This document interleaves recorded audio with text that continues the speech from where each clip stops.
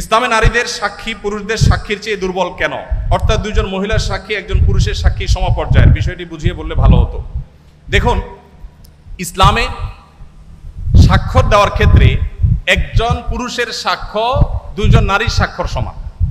এখন বাহ্যিকভাবে মনে হতে পারে যে এখানে নারীকে একটু কম দেওয়া হলো কিনা।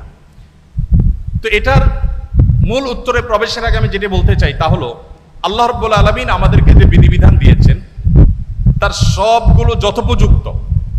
আল্লাহর বিধানের কোনোটার উপযুক্ততা যথার্থতা যদি আমার বুঝে না আসে, তাহলে বুঝতে হবে এটা আমার সীমাবদ্ধতা। এটা আমার সীমাবদ্ধতা। আমি সৃষ্টি হয়ে স্রষ্টার সকল আদেশ নিষেধের তাত্ত্বিক তাৎপর্য এবং তার যৌক্তিক দিক এটা আমার উদ্ধার করতে পারাটা আবশ্যক নয়, বরং যুক্তির দাবি হলো আমি সৃষ্টি হয়ে স্রষ্টার সব আদেশ নিষেধের যথার্থতা আমার বুঝে আসবে না, এ না আসাটাই বরং স্বাভাবিক। একজন সামান্য গাড়ি চালক, সামান্য একজন প্রহরী, একজন ছোট চাকরি করা মানুষ, তিনি প্রতিষ্ঠান মালিকের অনেক সিদ্ধান্তের যৌক্তিকতা বুঝতে পারেন না, না পারাটাই স্বাভাবিক। কারণ যে তিনি যদি সবকিছুর যৌক্তিকতা ধরে ফেলতেন তাহলে তিনি তার পর্যায়ে পৌঁছে যেতেন। আল্লামা ইকবাল বলেছেন, জু সমঝ মে আ গই ও ফির খুদা কিউ কর হুয়া। যাকে আপনার বিবেক বুদ্ধি দিয়ে সবকিছু রপ্ত করতে ফেলেছেন তিনি আবার আল্লাহ হয় কিভাবে? আল্লাহ তো সে মহান সত্তা যে আপনার বিবেক দিয়ে বুদ্ধি দিয়ে তার সবকিছুকে আপনি রপ্ত করতে পারবেন না। এখানেই তো তার বিশালত্ব, এখানেই তো তার মহত্ব। ছোট একটা উপমা দেই। এখন বিদ্যুৎ আছে, আমরা জানি আমাদের ঢাকা শহরে যে তারগুলা ঝুলে আছে, এক এক এলাকায় আপনার যে রাস্তাঘাটে রাস্তার ধারে পিলারে যে সমস্ত তারগুলা ঝুলে আছে, বিরাট জঞ্জাল, দেখতে খুব দৃষ্টিকটু লাগে। আমাদের অনেক কিছু হয়েছে কিন্তু তারগুলো দেখতে খারাপ দেখা যায়। এখন ধরা যাক আজ থেকে 100 বছর আগের একজন মানুষ পৃথিবীতে এখন ফিরে আসছে। যুক্তির খাতিরে শুধু আমরা ধরে নেই যে একজন মানুষ 100 বছর আগের ছিলেন, তিনি ফিরে এসেছেন। তিনি এই বৈদ্যুতিক যে টেকনোলজি এ সম্পর্কে কোনো ধারণা তার নাই। এই ভদ্রলোক এসে সুন্দর করে একটা চাকু নিয়ে বা ধারালো কিছু নিয়ে তিনি এই তারগুলো একেবারে পরিপূর্ণভাবে সাফ করে দিয়েছেন কেটে। কারণ এগুলো দেখতে খারাপ দেখা যাচ্ছিল, শহরের সৌন্দর্য নষ্ট করছিল, তিনি পরিষ্কার করে দিয়েছেন। তার এই পরিষ্কার করার কারণে তাকে গ্রেফতার করে থানা জেলে নেওয়া হলো। এরপরে তার নামে মামলা হলো, তার নামে মৃত্যুদণ্ডের রায় আসলো এবং তাকে মৃত্যুদণ্ড দিতে নেওয়া হলো। এই লোক যদি বলে যে আমাকে মৃত্যুদণ্ড দেওয়ার কি যৌক্তিকতা থাকতে পারে বলো?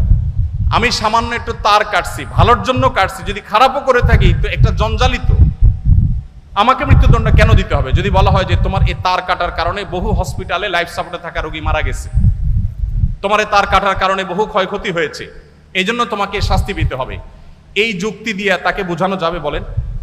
100 বছর আগের মানুষ পৃথিবীতে আজকে আসছে, সে বিদ্যুৎ সম্পর্কে কোনো ধারণা নেই, দেখেও নেই কিছু। এই লোককে যতই যুক্তি দিয়ে বোঝানো হোক যে তোমার সামান্য এই তার কাটার কারণে অনেক ক্ষতি হয়ে গেছে, এটা কি সে বুঝবে?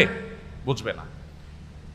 আমরা যে এক জায়গায় সুইচ দিলে আরেক জায়গায় ফ্যান ঘোরা শুরু হয়, এখন তো আপনার কমান্ডে অর্ডার করা যায়। এই যে ওয়ালে সুইচ দিলে ফ্যান ঝুলে, ফ্যান ঘুরে, আবার সুইচ বন্ধ করলে ফ্যান থেমে যায়, এই টেকনোলজি যিনি জানেন না, এরকম 200 বছর আগে, 150 বছর আগের, 100 বছর আগের মানুষ যদি পৃথিবীতে আজকে এসে তাকে যদি বোঝানো হয় যে এটা টিপ দিলে এটা ঘুরবে, সে বলবে ইয়ার কি মারো না, এটা কিভাবে সম্ভব? তো মানুষের টেকনোলজি সম্পর্কে ধারণা না থাকলে তার কাছে সেটা অযৌক্তিক মনে হয়, ইলজিক্যাল মনে হয়। তো যিনি টেকনোলজির সৃষ্টিকর্তা, আল্লাহর টেকনোলজি সম্পর্কে আপনার যদি আইডিয়া না থাকে, আপনি প্রশ্ন তুলবেন ভাই এটা কিভাবে সম্ভব?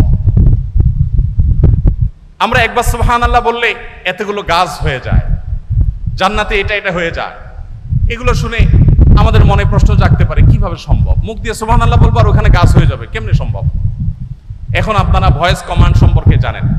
ভয়েস কমান্ড এমনভাবে সেট করা সম্ভব যে এখান থেকে আপনি ভয়েস কমান্ড দিবেন, আরেক জায়গায় কাজ শুরু হয়ে যাবে। সম্ভব না? সম্ভব না। তো মানুষের টেকনোলজি যদি এই হয়, তাহলে আল্লাহর টেকনোলজি কি না হতে পারে?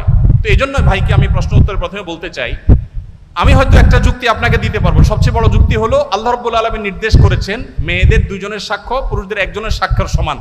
এর পেছনে যুক্তিকতা কি, তাৎপর্য কি, যথার্থতা কি, আমার বুঝে আসুক আর না আসুক, এটাই সত্য, এটাই বাস্তবতা, এর নামই ঈমান।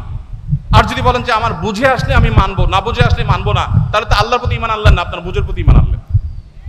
যাই হোক, এখানে সাক্ষ্যের একটা ব্যাপার হলো যে সাধারণত সাক্ষ্য দেওয়ার যে বিষয়গুলো ঘটে এগুলো পুরুষরাই সাধারণত দেখে, মেয়েদের দেখার পসিবিলিটি কম থাকে। তারা থাকেন পর্দায়, তারা থাকেন বাসা বাড়িতে, তারা থাকেন নিজস্ব আঙ্গিনা, নিজস্ব আলোয়। পুরুষদের সাক্ষ্য দেওয়ার সম্ভাবনা এবং তাদের সাক্ষ্য দেওয়ার সুযোগ অনেক বেশি থাকে। নারীদের জন্য সেটা অনেক কঠিন থাকে, তারা থাকেন পর্দার মধ্যে, তাদের পর্দার মধ্যে থেকে সাক্ষ্য দেওয়ার জন্য সংশ্লিষ্ট বিষয়ে দেখা, প্রত্যক্ষ করা তুলনামূলকভাবে একটু কঠিন এবং সম্ভাবনা অনেক কম। হয়তো সেই কারণেই দুইজন নারীর সাক্ষ্যকে একজন পুরুষের সাক্ষ্যর সমান ধরা হয়েছে, ধর্তব্য করা হয়েছে। এর বাইরে আরো বহু যৌক্তিকতা বিভিন্ন গবেষকরা বিশ্লেষকরা দিয়েছেন। আমি মূল সূত্র সেটাই বললাম যে আল্লাহ তাআলা যেটা বলেছেন এর চেয়ে যৌক্তিক আর কিছু হতে পারে না।